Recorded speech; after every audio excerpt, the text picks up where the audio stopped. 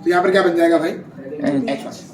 मैंने नीचे एक प्रॉम्प्ट लिया है, क्या प्रॉम्प्ट है, क्रिएट नोड। मैंने प्रॉम्प्ट इनपुट ये दिया है भाई, मुझे ये बताओ आप एज अ यूजर इसका टेक्स्ट रखना क्या चाहते हो। मैंने अपनी तरफ से मैंने कहा आप बता दो जो आप कहोगे वो रख देंगे। उसके बाद देखिए नीचे एक और वो है, क्या लिखा है भाई, टेक्स्ट का मतलब क्या है भाई, एक सिंपल सा कंटेंट, एक सिंपल सा टेक्स्ट। उससे मैंने कहा document dot create text node. Text node इसको कहते हैं। अगर मैं यहाँ पर बात करूँ लेट्स से, वैसे डॉम के हवाले से भी और आज की क्लास के हवाले से भी आखिरी काम है, उसके बाद आप लोग छुट्टी कर सकते हैं। टेक्स्ट है ना, मुझे बताना, मैं खैर बात कर चुका हूँ पहले, क्या मैं कह सकता हूँ ये टेक्स्ट इस पी का चाइल्ड है? एग्रीड। जब आप फ्लेक्स बॉक्स पढ़ रहे थे तो हमने काम करके भी देखा था, ये टेक्स्ट किसका चाइल्ड है भाई, पी का। पी का, यानी मुझे पी के लिए एक चाइल्ड क्रिएट करना पड़ेगा। तो मैंने क्या किया, create text node. Text node ही क्यों बना रहा हूँ, पी के टैग में इमेज तो रखी नहीं जा सकती, पी के टैग में आप एसआर से रख नहीं सकते, तो मैंने वहां पर क्या क्रिएट किया भाई, एक अदर टेक्स्ट नोड। और देखो उस टेक्स्ट नोड पे सेट क्या करवाया, इनपुट। इनपुट में क्या आ रहा है, यूजर इनपुट टेक्स्ट, यूजर डाला भाई। ये 3 लाइनों में किसी को मसला, पहले यहाँ तक बता दो, फिर मैं आगे जाऊंगा। इतना तो सेट है, इतना पक्की बात है, सेट है, समझ में आ रहा है। यस। ये जो काम मैं आपको बताता जा रहा हूँ आपने करना है ऐसे सीक्वेंस है। समझिए थी क्रिएट टेक्स्ट नोड तक। टेक्स्ट नोड क्यों क्रिएट करना पड़ रहा है, क्योंकि मुझे इसके अंदर कोई टेक्स्ट भी चाहिए, कोई चाइल्ड चाहिए होगा, चाइल्ड चाहिए। टेक्स्ट नोड तो क्रिएट हो गया।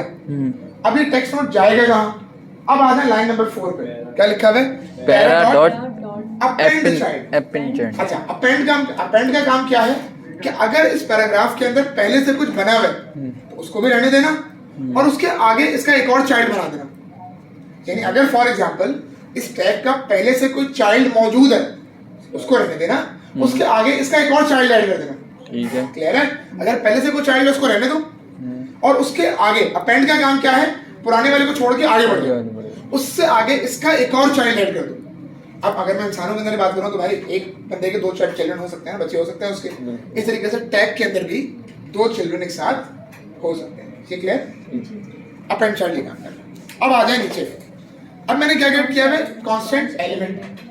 अब पी का टैग तैयार हो गया, यानी हमने इतना काम कर लिया। जरा यहाँ देखिएगा, ये काम हो गया, ये टैग हमने बना लिया। अब सवाल ही पैदा होता है भाई HTML में जाके, अपने डॉक्यूमेंट में जाके इसको रखना कहाँ पर है। ये मेरी बॉडी में आएगा, मेरे टाइटल में जाएगा, मेरे क्या कहते हैं हेड में आएगा, कहाँ जाएगा।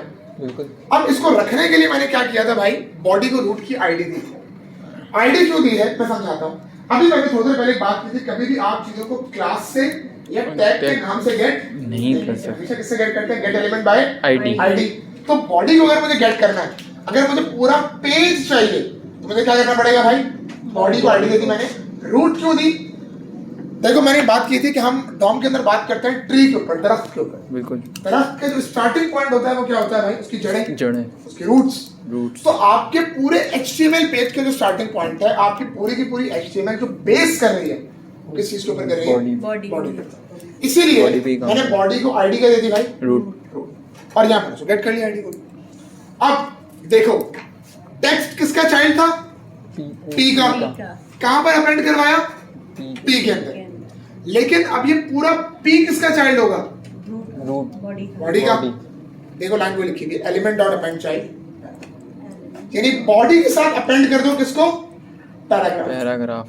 क्लियर यहाँ तक, कोई समझ में नहीं बात तो यहाँ तक पूछ ले। अपेंड चाइल्ड पैराग्राफ, पहले यहाँ तक बात कर लो फिर आगे जाऊंगा। सर यहाँ तक होंगे जो नीचे आखिरी लाइन जो दी है पैरा डॉट सेट बता रहा हूँ उसको भी फिलहाल एक मिनट तो क्लास चेंज पड़ेगा नहीं, क्लास चेंज करिए सर आप।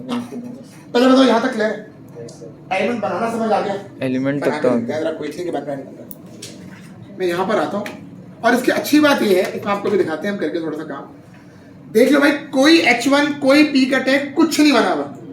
मैं क्रिएट एलिमेंट पे करता हूँ क्लिक, कह रहा है अपने टैग डालो। मैंने कहा चलो पहला हम नाम देते हैं, पहला नाम हम जैद साहब का नाम देते हैं 1 के साथ, स्ट्रिंग है ना। और से देखो एक H1 बन गई है, मैंने क्रिएट नहीं की थी, खुद ही बन गई, मेरे HTML में नहीं है, मेरी जावास्क्रिप्ट की कोडिंग के थ्रू HTML पे जाके खुद से एक H1 का टैग बन गया। मैं दोबारा करता हूँ जरा क्रिएट एलिमेंट।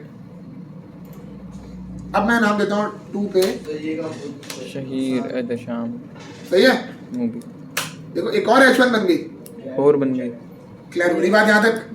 अब क्या चीज हमने यहाँ पे H1 tag कर कौन सा बताया हुआ है? H1 बताया हुआ है। H1 तुम यहाँ पे टैग चेंज करो, टैग चेंज आएगा। H3 कर लो H1 सही है? ठीक एक और करते हैं, एक बस और चेक करवा देता हूँ Moving. ताकि हम कहानी खत्म करें।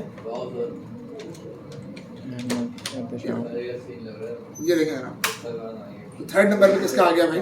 एहतशाम का अब देखें तीनों H1 क्रिएट हो गए खुद से, खुद से हुई है बिल्कुल मैंने नहीं की क्रिएट, ठीक है। ऑटोमेटिकली क्रिएट हुई है।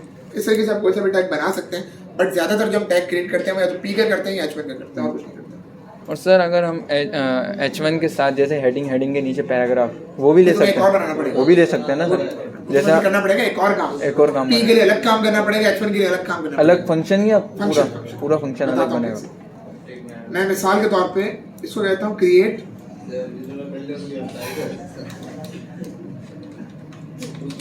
इसको मैं क्या कह रहा हूँ, क्रिएट हेडिंग हेडिंग ये H1 के लिए यूज होगा। बिल्कुल कॉपी करते हैं इस फंक्शन को और यहाँ पे आके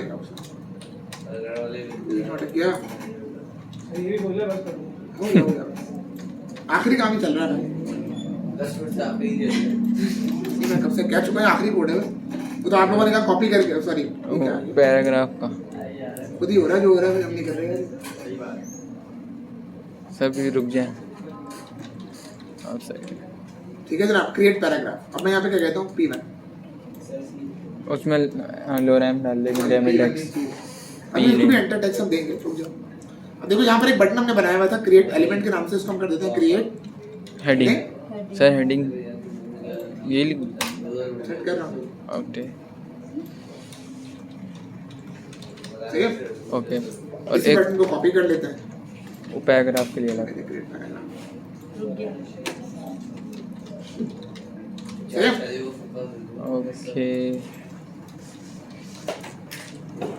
ओके अब यहाँ देखो आपके पास दो बटन है, एक है हेडिंग और एक है पैराग्राफ यहाँ देखो कोई हेडिंग नहीं बनी हुई, कोई पैराग्राफ नहीं बना हुआ। नहीं है अगर आपको पी बनाना है तो आपके करोगे क्रिएट पैराग्राफ पे क्लिक करोगे, मैंने कुछ भी टेक्स्ट दिया अपना, देखो एक पैराग्राफ जनरेट हो गया और ये क्या आ गया भाई, पी का ठीक टैग। है क्लियर हो गई यहाँ तक बात। अगर मुझे हेडिंग बनानी है मैं यहाँ पे कोई भी टेक्स्ट देता हूँ, देखिए हेडिंग बन गई और यहाँ पे एक वो भी बन गया H1 का। H1 का भी बन गया आप दोनों के लिए अलग अलग सेपरेटली काम। अबे अब ये पढ़ लो, यहाँ पढ़ा रहा हूँ मैं, वहाँ नहीं पढ़ा रहा। हाँ क्लियर यहाँ तक बात। ठीक है सर अच्छा सेट एट्रीब्यूट इसलिए दिया था, देखो एलिमेंट बन तो गया, स्टाइल भी तो करना है, सही है। अब अगर तो मेरा अपना वो HTML एलिमेंट मैंने खुद बनाया होता, स्टाइल करना प्रॉब्लम ही नहीं था। यहाँ पर मुझे स्टाइलिंग करने के लिए क्या करना पड़ेगा भाई, सेट एट्रीब्यूट। आप क्लास भी दे सकते हैं, आप आईडी भी दे सकते हैं।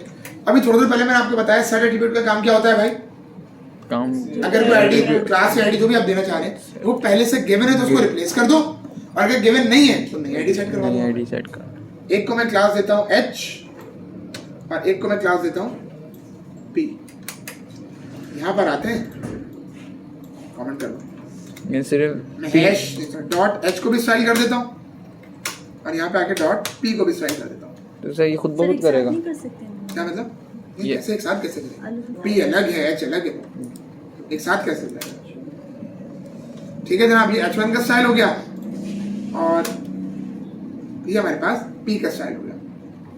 अच्छा हाइट पेड तो हम यहाँ से कर देते हैं जरा खत्म, बहुत तमाम से। इसके हम देखें अब जैसे मैं हेडिंग क्रिएट करता हूँ, कुछ भी लिखा, अच्छा, बैकग्राउंड ये- कलर पूरा उसका ग्रीन हो गया। पैराग्राफ क्रिएट करता हूँ, कुछ भी लिखा, क्लियर है, ये अलग ही समझ में आता है। अब समझ में आया भाई। यहाँ तक कोई सवाल, कोई प्रॉब्लम, कोई मसला, प्रैक्टिस बिल्कुल आपने प्रैक्टिस करके मैं भी शेयर कर दूंगा। जितना कुछ हमने डॉम के अंदर डिस्कस कर